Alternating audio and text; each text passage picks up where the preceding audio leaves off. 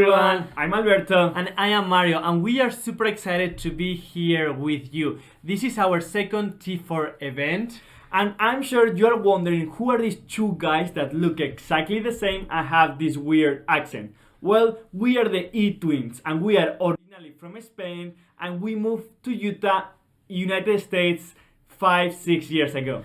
We are school teachers. I teach 6th grade And I teach 5th grade. at a Spanish immersion school, which means that we teach everything in Spanish: science, social studies, language arts, and of course, Spanish. In the last couple of years, we have a huge difficulty. Teachers were facing this problem. How do we assess students online? Students that can be across the street or in the other part of the world. And we came up with this idea. What about if we use video games to assess learning? We are huge fans of video games. We play video games in our free time, and we play video games, we don't play, we use video games, in our classes. And we use these video games to assess the learning of our students.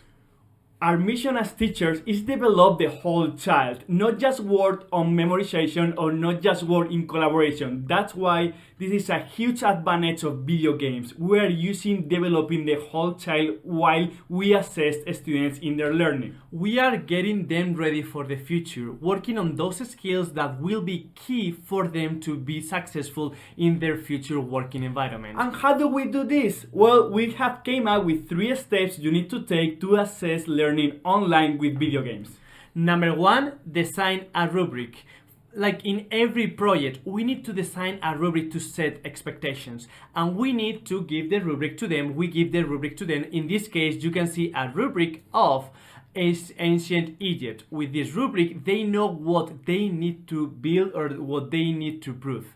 Second step, choose the video game. We have here 2 examples that we use in our classroom to build different ancient civilizations or to build different ecosystems. First one, Fortnite.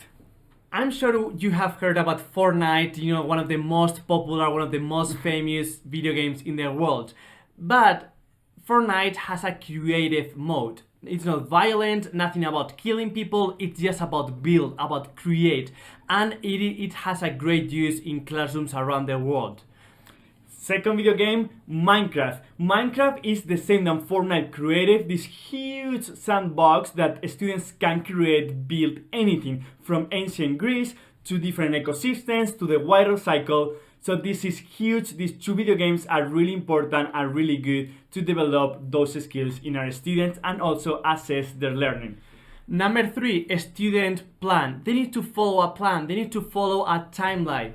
In this case, we have divided in 2 steps. Number 1, designing the timeline. We need to give them a specific timeline with different checkpoints we are gonna check that they are in the right path, that they are following our instructions, and that they are doing what they are supposed to do.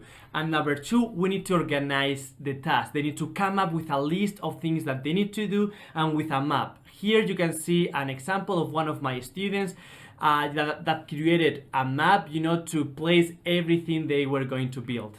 It's really important that they organize what they are going to build and how before they jump into the video game. A map is really important, list of tasks, and we are ready to go. The video games are global, develop the whole child and are engaging. We love video games, we love to use them in our classes. We hope that you can start to do the same because you are gonna see how huge it is and how big the potential is. Thank you everyone for being here with us. Bye, see you soon.